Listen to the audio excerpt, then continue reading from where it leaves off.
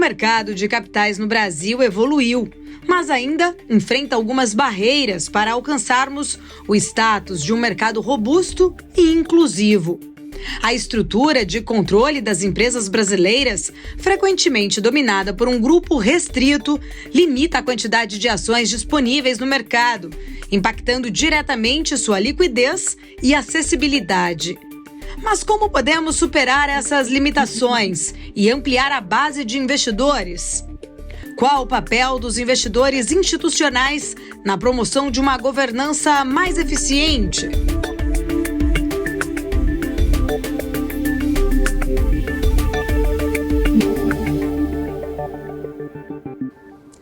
Fábio, em primeiro lugar, obrigada pela sua presença, por estar aqui com a gente.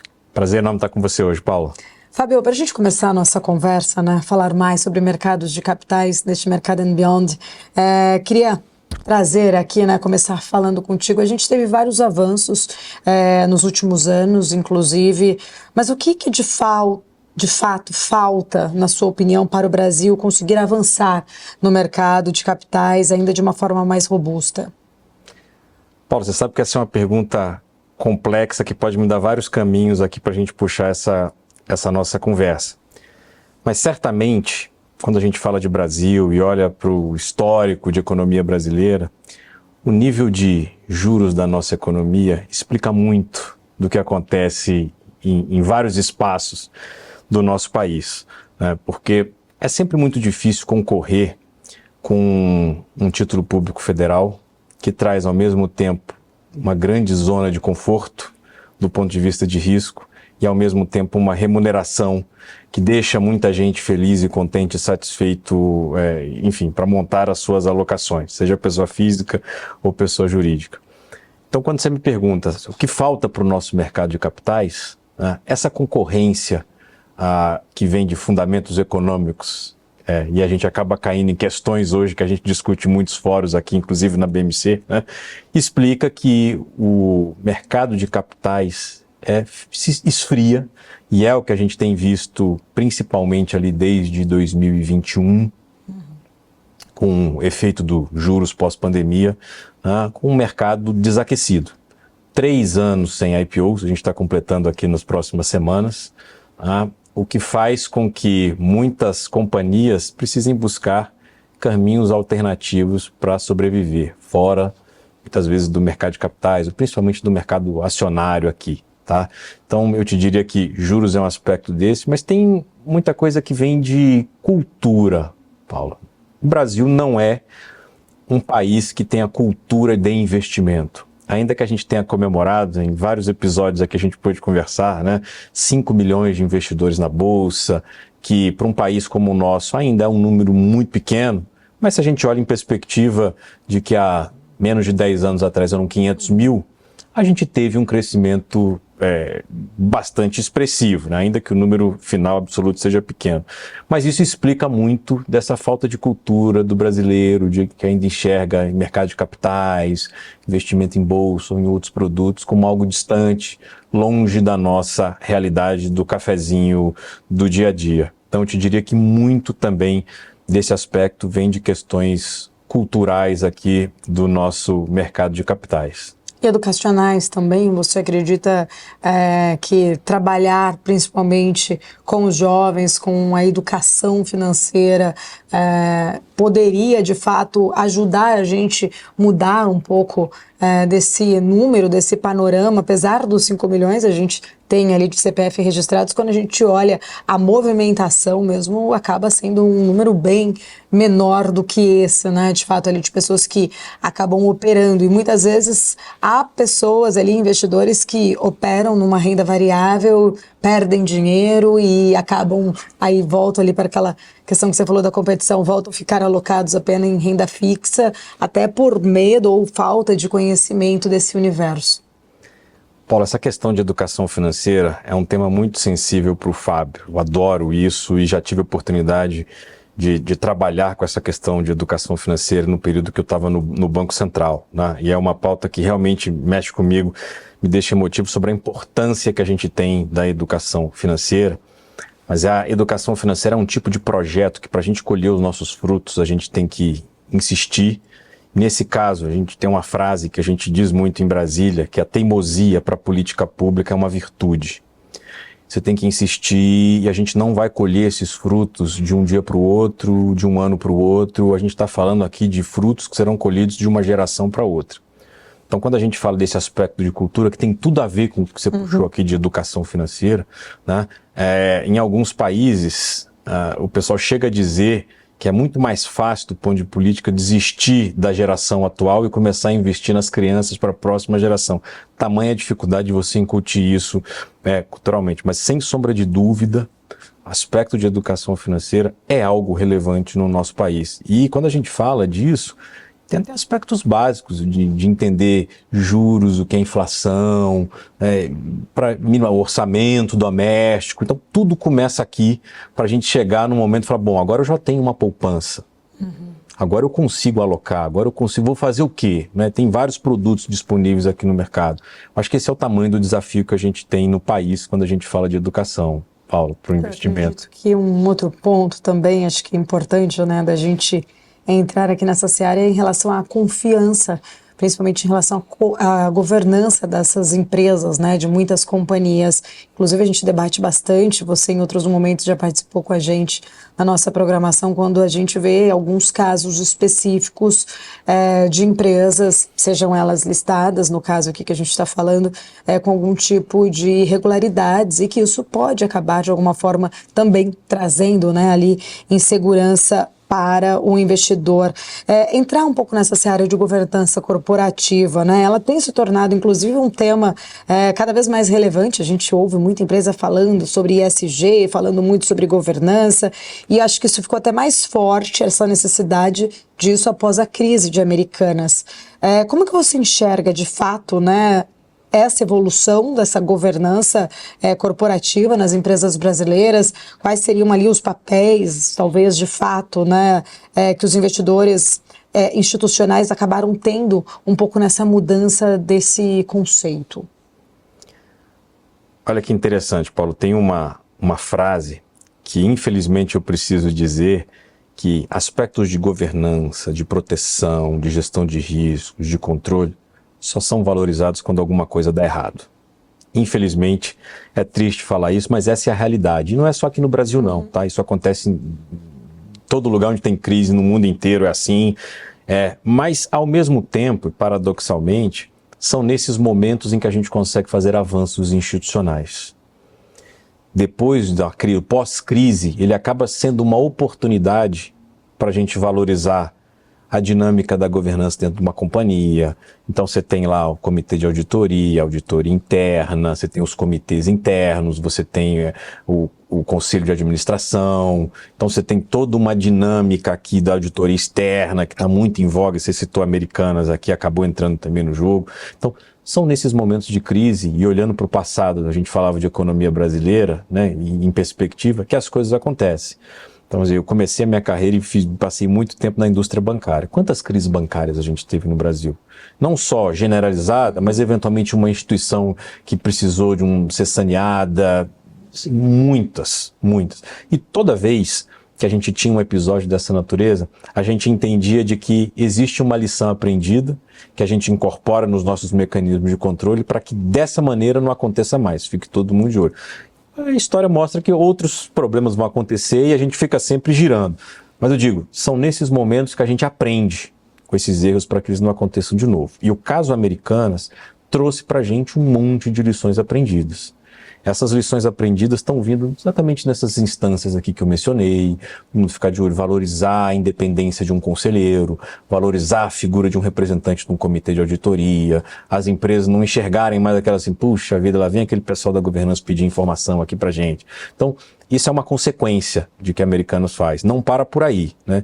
Eu tenho dito que o caso Americanas ele ainda vai começar vai continuar a gerar frutos ainda nos próximos anos. A gente tem alguns projetos de lei em tramitação lá no Congresso exatamente para enfrentar essas questões de escopo de atuação das firmas de auditoria, responsabilidade de administradores. Então, isso ainda é uma consequência do caso americano. Então, o americano trouxe para a gente muito desses aspectos aqui, a Paula, de controles, que a gente vai conviver muito dele. Mas aí você falava de governança, citou até aspectos aqui de sustentabilidade, tá? Esses aspectos da empresa, Paulo, eles costumam estar muito vinculados, principalmente a investidores de mais longo prazo. Porque eles sabem que vão ficar sócios das companhias durante muito tempo, às vezes décadas, até mais do que isso. Então, para eles ter esse conforto da dinâmica como as empresas são controladas, isso acaba fazendo muito sentido. Para eles, na visão desses investidores de longo prazo, isso gera valor.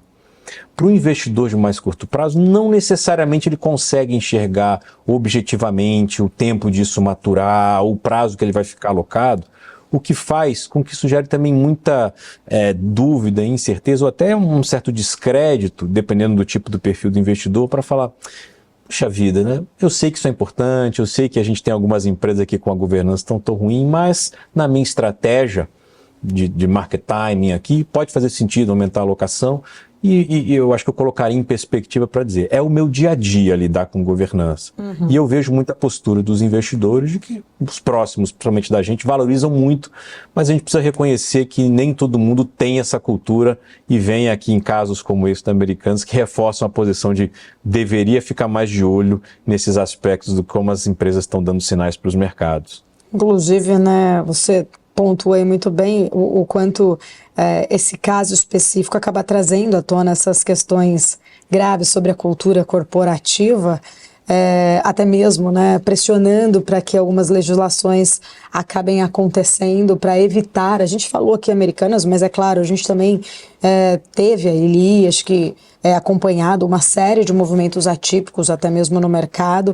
O que pode ser feito, né, na sua opinião, para que o Brasil ganhe essa credibilidade, ou melhor, ganhe mais essa credibilidade? Você comentou de legislação, mas aí eu pergunto até um pouco mais a fundo, né? Que tipo de legislação, o que poderia mostrar realmente para os investidores, para o mercado como um todo, essa confiança nos movimentos de soberania ali do mercado? Paulo, um dos aspectos que a gente tem conversado muito lá dentro da MEC, e a nossa atuação se deu por 17 anos exclusivamente olhando o mercado de renda variável, o mercado de equity, como a gente fala aqui, né?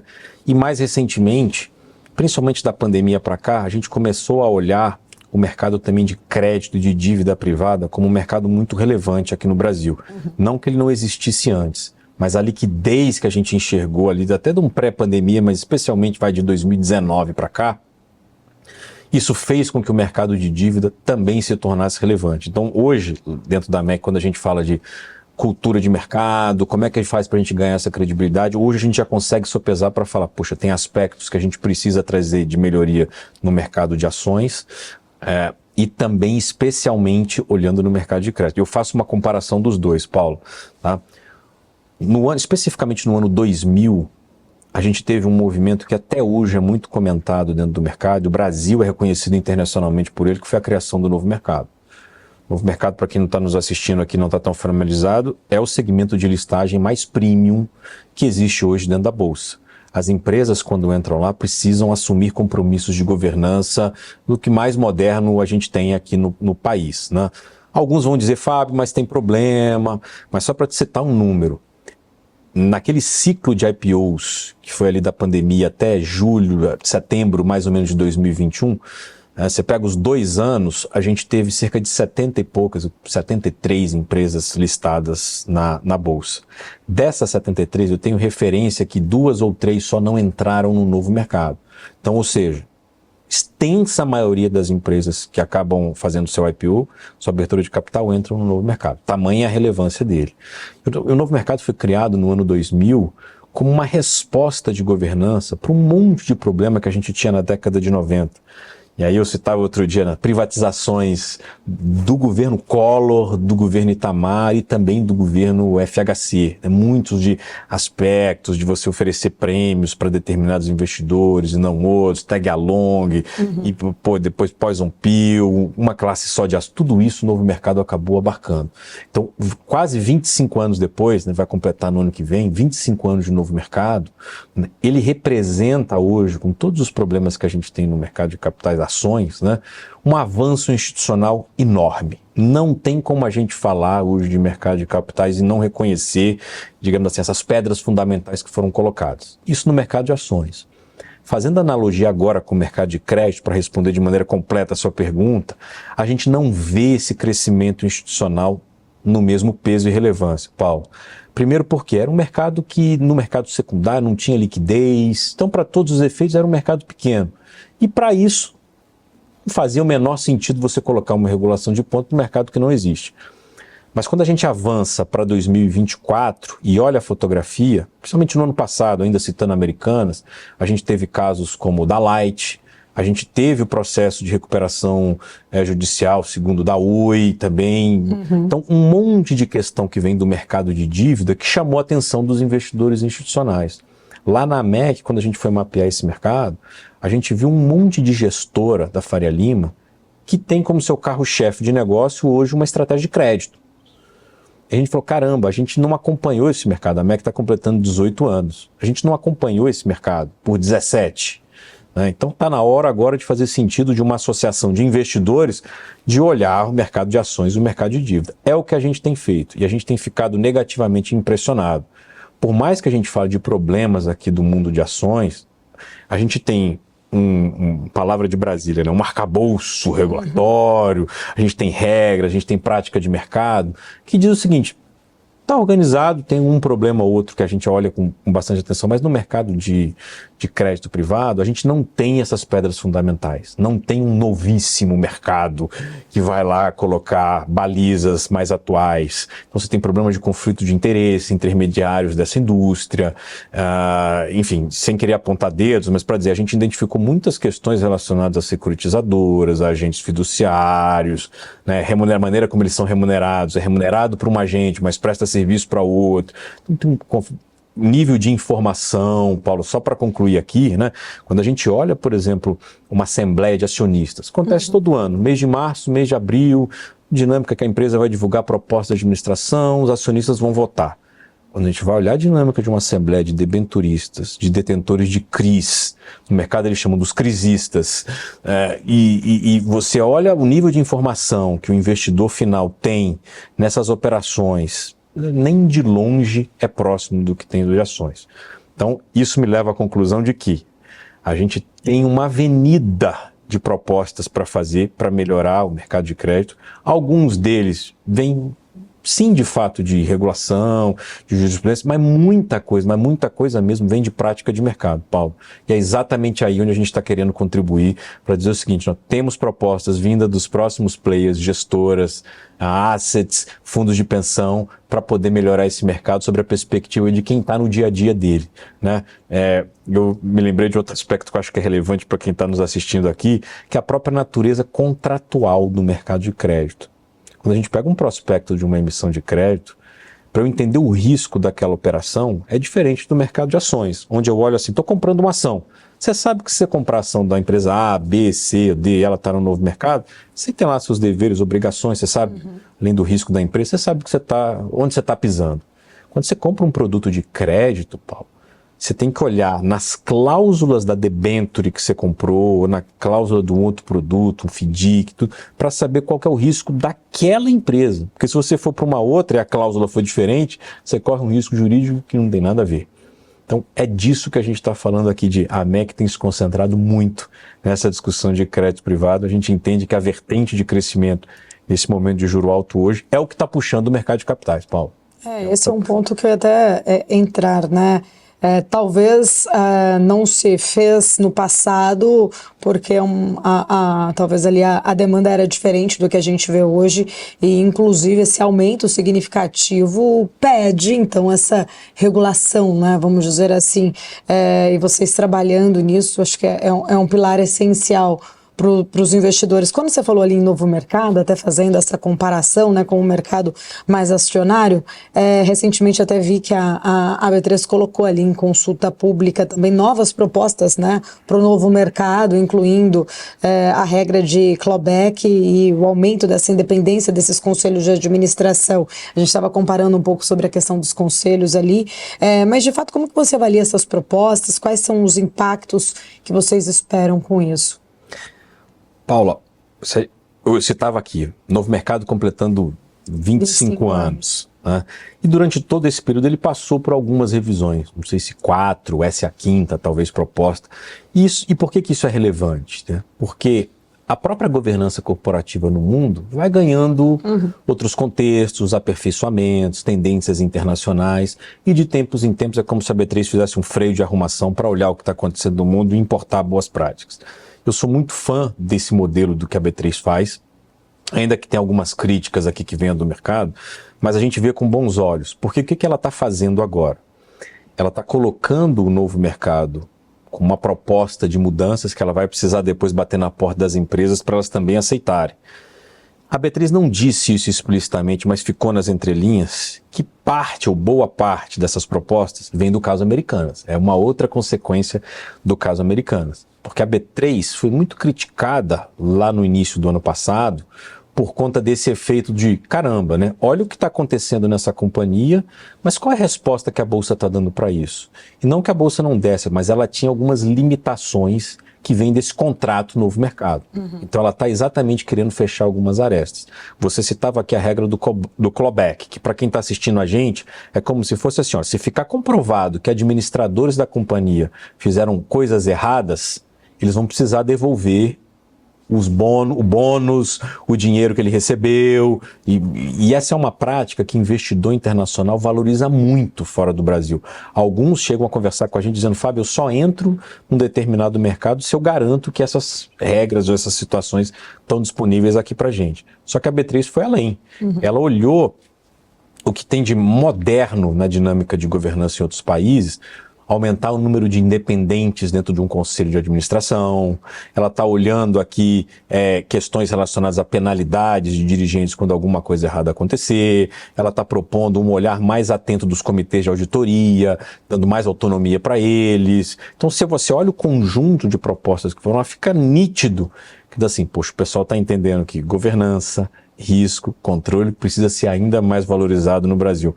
Olha a importância desse avanço aqui do novo mercado, Paulo. Exatamente, você falou em relação à auditoria, né? Só para pontuar aqui em relação a Americanas, existia auditoria, né? E de fato, acho que esse foi um ponto que deixou ainda, talvez, colocando muito em dúvida se as auditorias elas funcionam mesmo como deveriam funcionar nessas empresas, nos conselhos das empresas, né?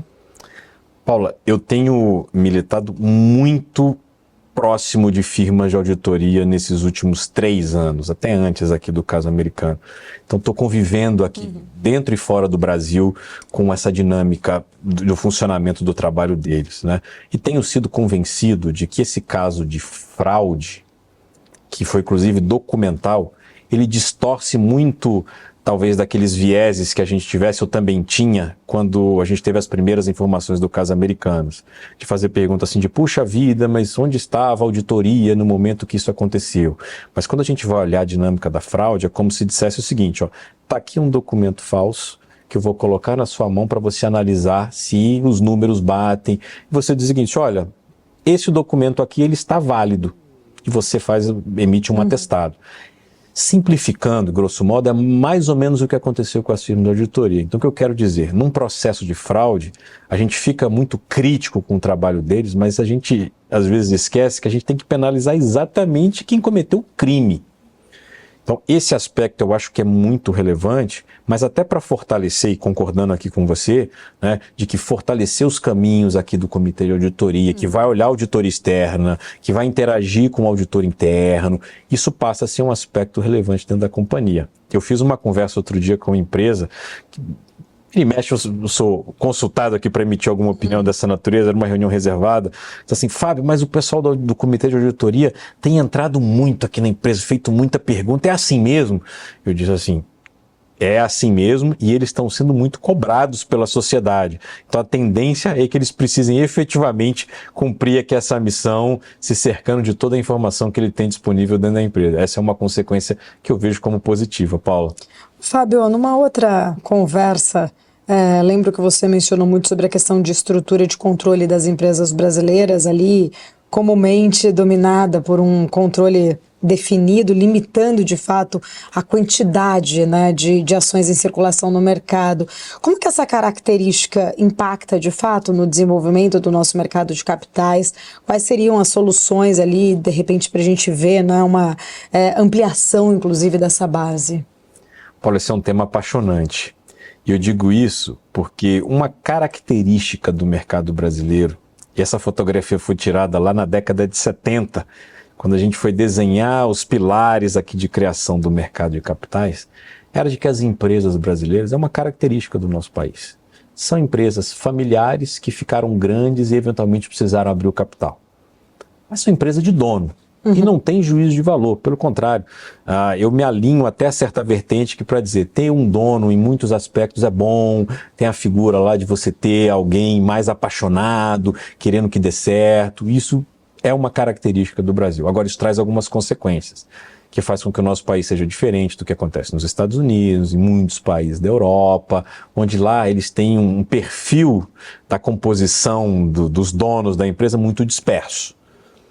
E essas empresas com esse perfil disperso ganham um nome no mercado, que são as corporations. Tá? Aqui no Brasil, a gente tem pouquíssimas corporations. A primeira delas surgiu em 2005, que foi Lojas Renner. Foi a primeira corporation que a gente teve no Brasil. Você vê que já com 5 anos de funcionamento do novo mercado, a gente teve a criação. E hoje, a gente conta assim nos dedos de uma mão, de duas, aquelas que de fato são uma empresa de capital disperso. Qual que é a consequência disso para o mercado de capitais, que é a origem da sua pergunta aqui, tá? De que, por um lado, boa parte das regras do que existe hoje no mercado de capitais, ela foi desenhada para uma empresa com controle. Então você pega a nossa lei das SAs e diz lá a responsabilidade do controlador, se acontecer um abuso de um lado do controlador, quais consequências, que mecanismos de defesa os investidores minoritários têm para se proteger, quais são os que a gente chama de freios e contrapesos da legislação, tem um monte de coisa lá. Quando a gente vai para uma empresa de capital disperso, e até para dar exemplos aqui, né, boa parte das privatizações recentes do que a gente tem visto têm sido desenhadas no modelo de corporation. Como? Você tem o controlador, geralmente governo federal ou estadual, que, grosso modo, vende parte da sua posição, continua sócio da empresa, mas vende uma parte relevante onde ele deixa de ser controlador com mais de 50% dos votos. Fica com 30 e pouco, fica com 40%, ainda é um acionista relevante, mas ele já não é aquele clássico controlador. Transformou-se numa corporation, tá? A consequência disso é que a nossa regulação, regras, práticas de mercado não está preparada para lidar com empresas onde você não tem mais a figura do controlador. Você olha a nossa lei societária, você não encontra nada lá para dizer o seguinte, ó, tem responsabilidade do controlador, mas qual a responsabilidade do principal acionista? Não é mais controlador. Mas qual que é? Não tem. Então, isso gera muitos debates e problemas que talvez a gente ainda não tenha vivenciado hoje, alguns, mas à medida que essas empresas estão aumentando, o que será que vai acontecer daqui para frente? Essa é uma preocupação que nós temos enorme e a gente tem algumas propostas para endereçar um pouco esses aspectos aqui, de já colocar essas pedras fundamentais e evitando até certos problemas que a gente pode ter na nossa economia no futuro. Estamos falando com Fábio Coelho, presidente da AMEC. Fábio, no bloco anterior você trouxe um ponto muito importante, né? Inclusive sobre privatizações, e a gente viu algumas mudanças, né? Vamos dizer assim, em modelos de privatizações, citando, né, desde Vale lá atrás, recentemente Eletrobras, que teve um modelo ali um pouco diferente. Eu queria que você trouxesse de fato ali um pouco da sua visão, do seu panorama, né, sobre estes modelos mais atualizados de privatização. Paulo, eu acho que eu vou começar então puxando a própria privatização da BR Distribuidora, que virou Vibra, em 2019, que foi seguida depois pela privatização da Eletrobras. E fazer uma contraposição, né, desses modelos, a última agora de Sabesp, aqui em São Paulo, né? Olhando os modelos de privatização que foram adotados, eu citava no outro bloco, na década de 90, início dos anos 2000. A gente tem muitas diferenças aqui, né? Se por um lado a gente está falando do governo federal ou estadual vendendo parte ou eventualmente integralmente as suas posições na companhia, isso é o modelo de desestatização e de privatização, mas a governança corporativa lá de trás acabou, as lições aprendidas fazendo que essas mais recentes acabassem tendo aspectos distintos e de proteção de parte a parte diferentes. Se a gente volta no tempo e olha, você citava aqui Vale, por exemplo, é um caso emblemático disso. O governo federal acabou vendendo a sua participação para o setor privado, mas por se tratar de questões estratégicas do ponto de soberania nacional, era muito comum que a gente tivesse nessas empresas chaves desse período, que o governo federal ainda tivesse uma decisão de veto sobre algumas questões, eu citava aqui de soberania estratégica, isso se materializava pelo que a gente chama das ações das golden shares, ou seja, elas praticamente não têm valor de mercado, mas elas garantem que uma decisão mais estratégica da companhia seja feita ainda pelo governo federal, tá? E o caso mais clássico disso é realmente a Vale. Tá? Nas privatizações mais recentes e nessas lições aprendidas que a gente teve ao longo do caminho, o que o setor privado descobriu?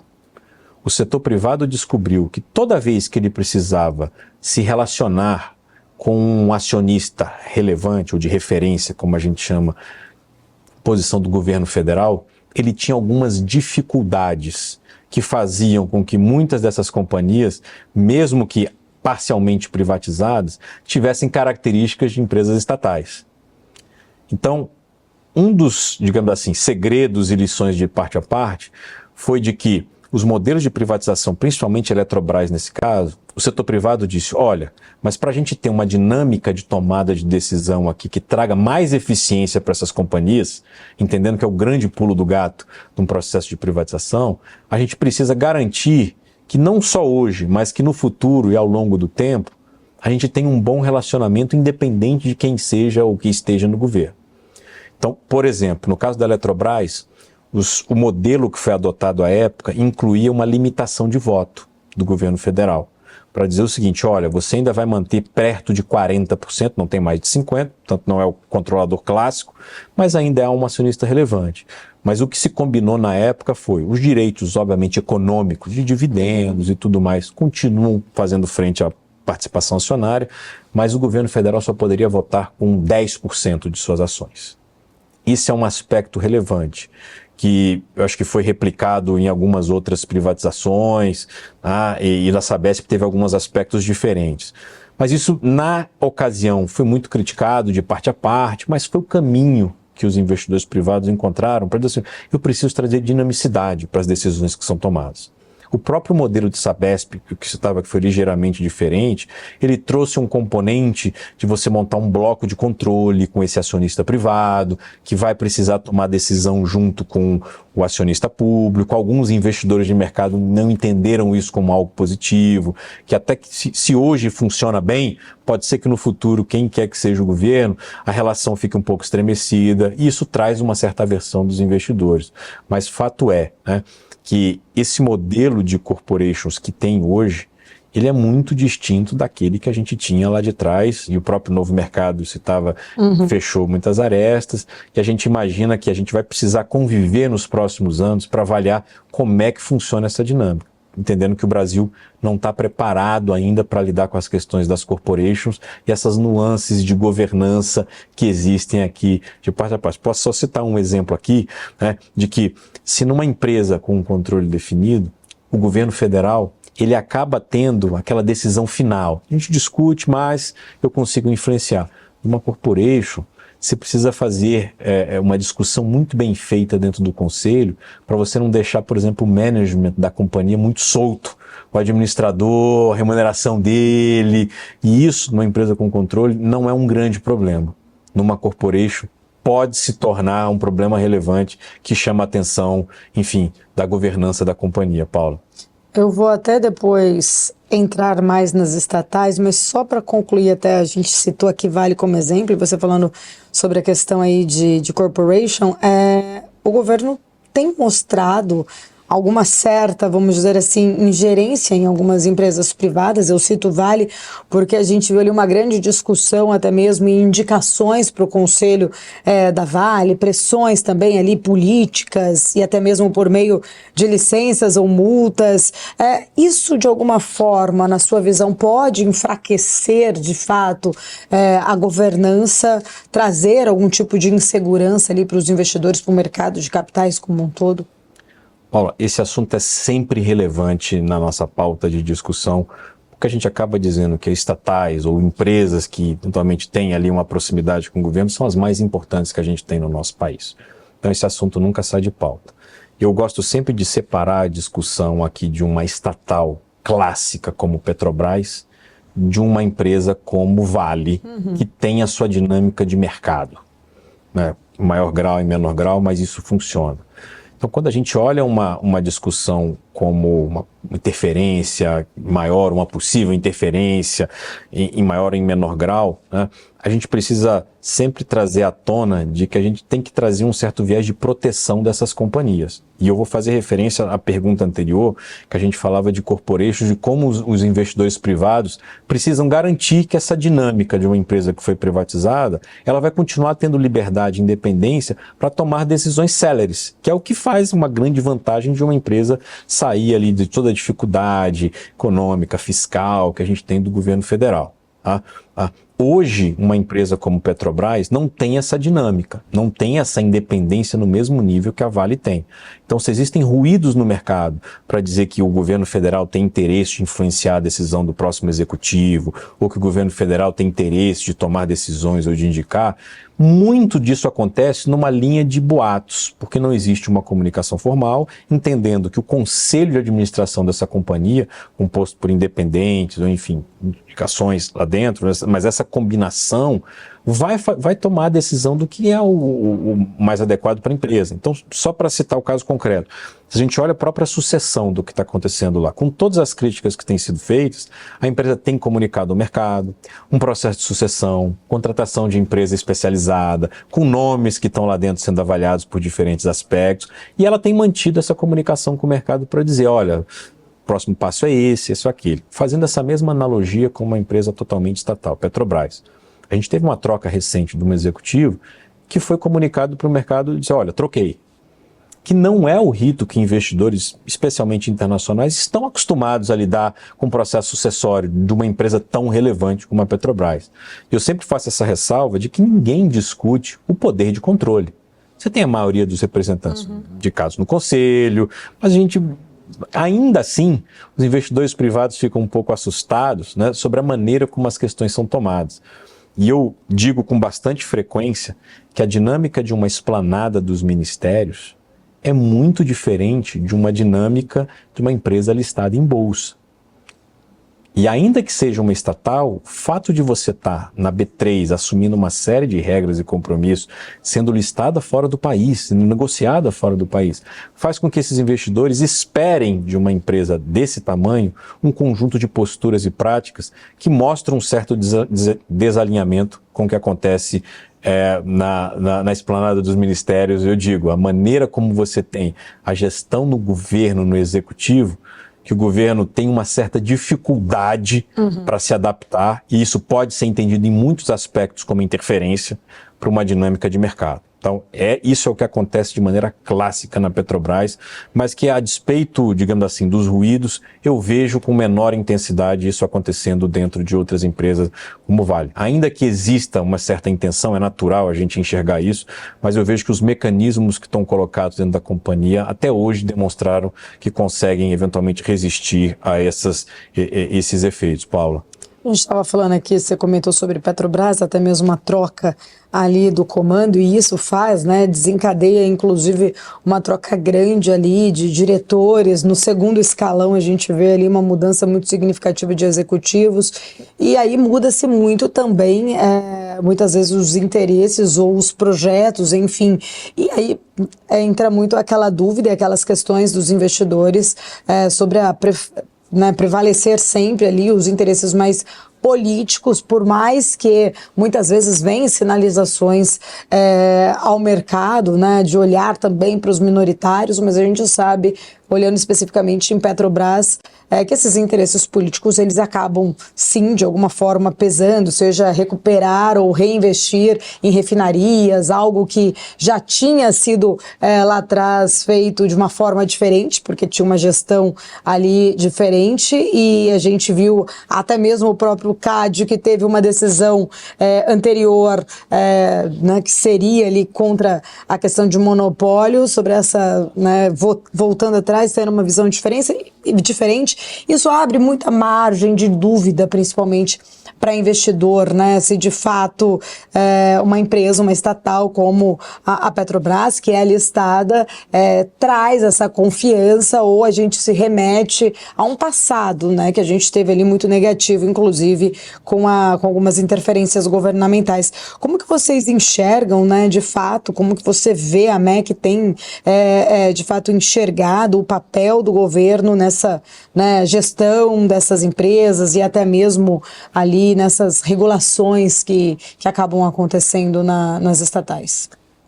Paulo, acho que você foi certeira no seu comentário aqui quando você diz, quando existe uma troca desse principal executivo, é muito natural que as mudanças e várias mudanças aconteçam na sequência.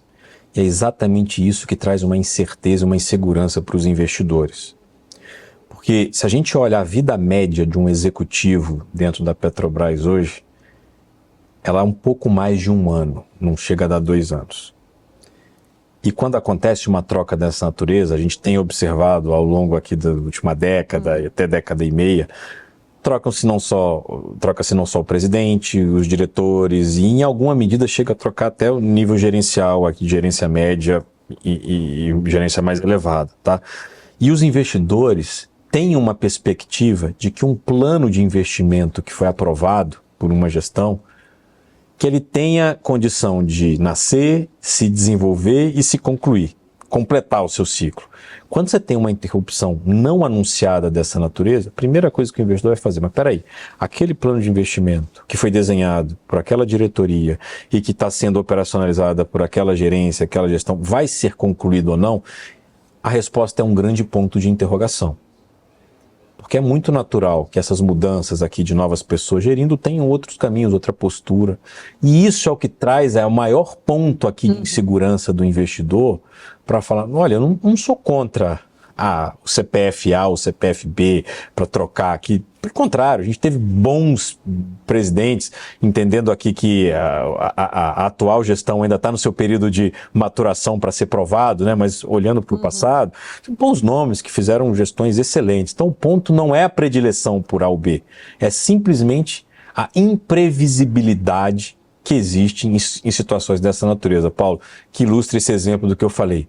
A dinâmica de Brasília é diferente da dinâmica do mercado de capitais. Muito bons pontos, Fábio, inclusive, né, vindo justamente para o gancho, talvez ali muito mais da transparência, a gente sabe que esse é um ponto muito importante, é um grande pilar, né, ali para boa governança. Queria entender quais são os principais sinais, de fato, saindo agora de estatais, né, vindo mais ali para as companhias como um todo, quais os principais sinais que você acredita que as companhias elas devem apresentar, de fato, para os investidores, para demonstrar esse compromisso com essa governança corporativa? Paulo, o investidor valoriza muito um bom relacionamento com a área de RI da companhia, de relações com investidores. O investidor valoriza muito a figura dos independentes dentro de um conselho de administração. Ela valoriza a comunicação que é feita com o mercado. Ela valoriza, por exemplo, essa transparência que você citava, das atas de reuniões, a maneira como isso é colocado. Ela valoriza esses sinais que são dados em momentos de unificação de ações, M&As, então fica todo mundo muito de olho. Ela fica de olho na remuneração dos executivos para ver se isso está efetivamente alinhado nas assembleias. Então, todos esses aspectos ali para o pessoal, eu citava, de mais longo prazo, que valoriza a governança corporativa, eles estão de olho nesses sinais de governança corporativa que são dados. É uma empresa que está listada no novo mercado, no segmento mais premium, ou ela tem mais de uma classe de ação, né? A maneira como você tem, eu citava aqui, situações que envolvem transparência, sejam riscos de natureza socioambiental, trabalhista, a maneira como ela dá disclosure disso, a maneira como ela se relaciona para a divulgação de fatos relevantes, que não necessariamente são notícias boas. Tudo isso pesa com sinais que são dados para o mercado para falar, olha, essa companhia aqui de fato, goste ou não goste, né, o preço está bom, o preço não está bom, mas ela se comunica bem com o mercado e tem uma postura profissional. Esses são pontos assim indispensáveis do ponto de vista de valorização da governança corporativa e de tudo que a gente comentou aqui, Paula. Ô, Fábio, inclusive, né, a gente muitas vezes comenta e falando, né, sobre essas medidas de transparência, trazendo, de fato, acho que muito forte ali a importância desse respeito igualitário a todos os acionistas, né, sejam os minoritários, ou os majoritários, mas muitas vezes a gente vê às vezes reclamações ou olhares ali de acionistas minoritários que não participam de decisões importantes e aí tem comunicados que são adiados ou comunicações não muito claras. Como que vocês, né, que representam muito aí o mercado de capitais, de fato têm trabalhado para levar essa clareza, inclusive para os acionistas minoritários? É curioso, Paulo, porque os períodos em que a gente tem mais trabalho do ponto de vista de problemas de governança, eles acontecem num momento de mercado muito aquecido, que não é o que a gente está vivenciando agora. Em outras palavras, né, quando a gente tem uma janela de IPO aberta, muitas operações acontecendo, é quando a gente tem mais problema. E é um problema bom, porque você fala, pô, o mercado está aquecido, tem mais operação, né? E é exatamente nesse momento onde os problemas acontecem com maior intensidade. A exceção disso, a gente falava aqui, são problemas relacionados a empresas, por exemplo, estatais, onde independe muito do ciclo econômico tal. Tá? E eu volto num ponto que a gente citou aqui, que é a questão de olhar para um mercado nascente de crédito, eu digo secundário mais aquecido, é um ponto que a gente acha que é algo que deve ser endereçado daqui para frente. Porque nesse momento de mercado, só para te citar um número interessante, se a gente olha em 2018, o volume de produtos de renda fixa registrados na B3 somava algo perto de 500 milhões, 490 e tantos. Final de 2003, a gente tinha 1,6 trilhão. Nossa. Então, de 500 milhões para 1,6 trilhão. Tá? E boa parte disso, quase 2/3 disso, em debêntures. O que dá um pouco de olhar de onde a gente está concentrando nossos esforços para ter efetivamente um pouco mais de proteção e desenho aqui de salvaguardas para a gente ter um pouco mais de segurança e pautas de governança no nosso mercado. Fábio, inclusive, a MEC tem se posicionado muito a favor ali, né, em favor de regras mais rígidas para garantir sustentabilidade das empresas, proteger investidores. Queria entender um pouco também, né, do papel em si da MEC, como que você tem visto essa interação que a gente está falando entre regulação e governança aí na construção do mercado de capitais para se tornar cada vez mais forte, mais resiliente. Paula, a MEC é uma instituição que completa 18 anos agora em 2024, adquirindo aqui a sua maioridade. E durante os últimos 17, digamos assim, a gente sempre foi uma instituição independente do mercado, formado por assets, gestoras, né, e fundos de pensão, que a gente ficava de olho em muitos casos concretos. É muito famoso dentro da MEC a discussão de casos, de mercado de capitais, e em momentos aquecidos da economia isso é muito mais frequente por conta do número, né? E trouxe para a gente uma expertise, e a gente virou realmente especialista em discutir governança de renda fixa, de B3, de regulação, de direito societário. Tudo isso é muito natural aqui para a gente. A gente tem sido desafiado, eu estava aqui desde o ano passado, especialmente por conta desses eventos de crédito, citamos Americana, Light, Oi, a olhar com um pouco mais de cuidado o papel da governança dentro do mercado de dívida, o que não é trivial, a gente tem aprendido bastante. Então, quando a gente fala que as proteções que são colocadas hoje nos instrumentos de crédito, os famosos covenants, eles trazem muito, dizem muito sobre questões de governança dentro da companhia. Isso tem impacto, reflexo para a própria maturidade do mercado. Então, o que a gente tem feito? A despeito desses avanços e contribuições aqui de aperfeiçoamento do novo mercado de ações, a gente está com um olhar muito cuidadoso para colocar pedras fundamentais agora no mercado de crédito. Nós já conversamos com o Ministério da Fazenda, entendendo que um diagnóstico que nós fizemos aqui de parte desses problemas de conflito, enfim, de assimetria de informação, a gente vai trazer algumas propostas, tanto legislativa quanto de prática de mercado. Né? A gente está conversando com a CVM desde o ano passado, entendendo também que boa parte das soluções podem ter também alguns pontos ali que vêm da regulação da CVM, mas eu não tenho dúvida de dizer que a gente não quer resolver todos esses problemas do mercado só com regra, com regulação, com lei. Não, a gente entende que a parte mais importante precisa vir da prática do mercado, da gente conseguir influenciar companhias a seguirem regras ou caminhos mais fáceis, facilitar a vida de quem está tomando crédito, não só gestoras, onde tem equipes dedicadas, mas também para as próprias pessoas físicas, que estão adquirindo produtos de crédito agora na origem. E até aí você diz assim, poxa, Fábio, vai discutir educação financeira, alocação, quanto produto de crédito, se tem incentivo tributário, se não tem. Mas quando você tem um evento de estresse, não estou nem falando de uma recuperação judicial, uma RJ, mas quando você tem um processo de renegociação que precisa chamar uma assembleia, quem é hoje no Brasil o investidor pessoa física que olha e vai para uma assembleia? Não, nem eu, nem você. É uma cultura que não existe. Estou falando de aspecto cultural aqui. Tá? Então, é isso que a gente precisa ficar de olho, ou seja, que as informações minimamente cheguem para esses investidores, que as empresas tenham um caminho facilitado até de padronização aqui, enfim, dos seus prospectos aqui de emissão para facilitar a vida de todo mundo. E eu faço essa dicotomia que a MEC, como uma associação de investidores, tem aberto seu espaço agora para essas gestoras especializadas sentarem com a gente para conversar e trazer opiniões, e a gente criou um fórum só para isso, que é uma comissão de crédito privado, onde essas gestoras especializadas têm se juntado para falar, cara, eu tenho uma sugestão, olha, esse problema que aconteceu aqui, eu já vivenciei ele lá atrás, sabe um jeito interessante que a gente resolveu? Olha isso, olha aquilo, que é o carro-chefe da existência da MEC, Paula. Você até comentou ali em pessoa física, né, e falou até mesmo que ninguém vai ali, nenhum investidor minoritário acaba indo, até por curiosidade, como funciona em outros países, né? Olhando assim em termos desse, talvez esse engajamento, dessa cultura, não de engajamento que a gente vê aí, como você citou, dos investidores nas companhias nos quais eles investem, quais seriam os passos, né? Você comentou um fórum ali, mas quais seriam os passos talvez necessários para que o investidor brasileiro assuma esse papel talvez mais ativo nesse sentido? Eu talvez interpreto aqui que muitas vezes eles não sabem o caminho do que fazer. Me corrija se eu estiver errada.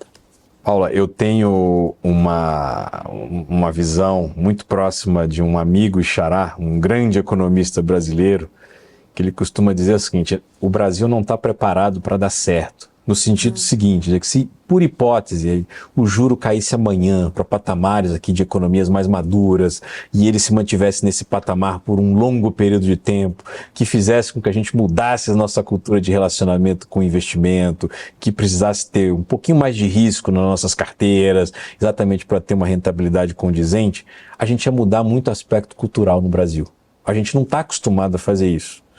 Exatamente porque não temos juros em patamares onde a gente precise colocar mais risco nos nossos portfólios. Eu estou falando aqui com chapéu de pessoa física. Tá? Isso não acontece. Em alguns momentos a gente até flertou. O período pré-pandemia foi um desses. A gente chegou ali no momento crítico com o juro nominal ali próximo de 2%. Então, ou seja, será que isso vai perdurar muito tempo? Não durou meses.